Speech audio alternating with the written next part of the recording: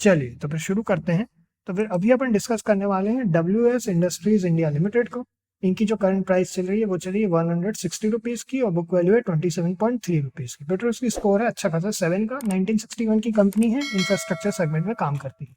अब चलिए अपन देखते हैं यहाँ पे, अगर अपन इनके नेट प्रॉफिट की बात करें तो लास्ट जो इनका क्वार्टर है वो 33.70 करोड़ का प्रॉफिट है जून 2024 में। उसके पहले 16.64 करोड़ का प्रॉफिट, फिर 13.91 करोड़ का, फिर 11.43 करोड़ का, फिर 4.97 करोड़ का। बाकी उसके पहले कुछ इनके फ्लक्चुएशंस थे, बाकी अभी तो इस ईयर में तो इनको लगातार प्रॉफिट हो रहा है।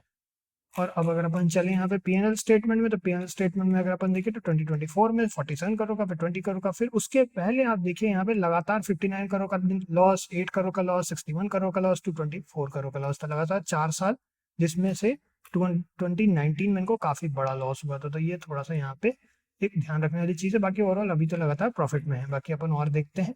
कैश फ्लो स्टेटमेंट की बात करें तो ऑपरेटिंग एक्टिविटी में 113 करोड़ का पॉजिटिव है, इन्वेस्टिंग एक्टिविटी में 127 करोड़ का नेगेटिव है, फाइनेंसिंग एक्टिविटी में 50 करोड़ का प्रॉफिट है, कैश पॉजिटिव है। और यहाँ पे पॉजिटिव होता है, ये प्रॉफिट लॉस के हिसाब से नहीं बनता ये। और नेट कैश फ्लो जो है वो है 36 करोड़ का पॉजिटिव कैश फ्लो है। बाकी काफी इंपॉर्टेंट स्टेटमेंट होता है, जैसा हम क्लास में भी आप लोगों को बताते हैं, काफी डिटेल में इसको स्टडी करना जरूरी है अगर आपको कंपनी के बारे में जानना है कि कंपनी का पैसा कहाँ जा रहा है। अब शेयर होल्डिंग पैटर्न की अगर अपन बात करें तो 62.89% की प्रमोटर होल्डिंग है, एफआईएस की कोई होल्डिंग नहीं है, डीआईएस की होल्डिंग देखें तो 0.12% की है, पब्लिक होल्डिंग है 37% की। अब अगर अपन यहाँ डब्ल्यूएस इंडस्ट्रीज का एक अच्छा सा आर्टिकल हमको मिला है, ओवरऑल इस आर्टिकल का आपको भावार्थ बता देते हैं। और अगर आप लोगों को इन आर्टिकल्स को पढ़ना हो तो आप यहाँ से सिंपली वर्ल्ड और एसटी पर भी देख सकते हैं, और अगर नहीं तो आप क्लास में आएंगे तो यहाँ पे हम लोग डिटेल में पढ़ते हैं इन आर्टिकल्स को।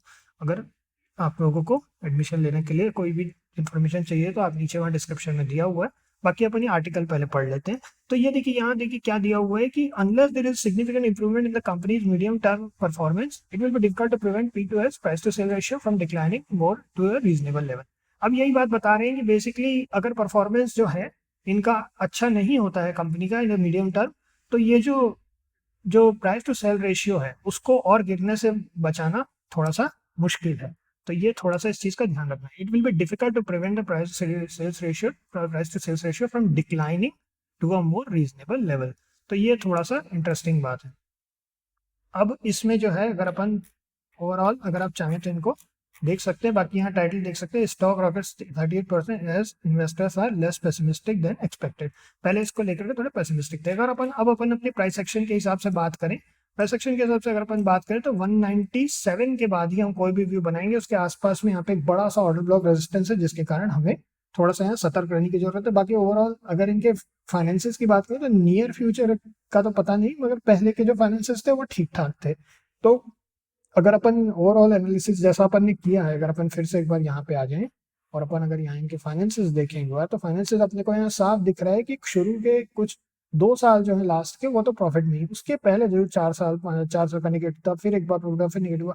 तो ये जो फ्लक्चुएशन है काफी भारी फ्लक्चुएशन है और काफी 3-3, 4-4 साल के लगातार निगेटिव होता है कंपनी को। तो काफी केयरफुल रहने की जरूरत है इसमें। और इसी हिसाब से अगर अपन देखें तो हम तो 197 के बाद ही कोई भी व्यू बनाएंगे, फिर उसके बाद फिर देखते हैं आगे क्या होता है। और अगर अच्छा आप लोगों को इसको डिटेल में देखना हो तो आप हमारे एडमिशन ले सकते हैं। हम इस कंपनी की एनालिसिस करने का प्लान कर रहे हैं। और ओवरऑल बाकी जैसा भी है हमेशा की तरह अगर आप एंट्री प्लान करते हैं, अपने स्टॉप लॉस या अपने पोजीशन साइजिंग का हमेशा ध्यान रखिए। तो इसमें बस इतना ही है, फिर नेक्स्ट मिलते हैं आप लोगों से। ओके।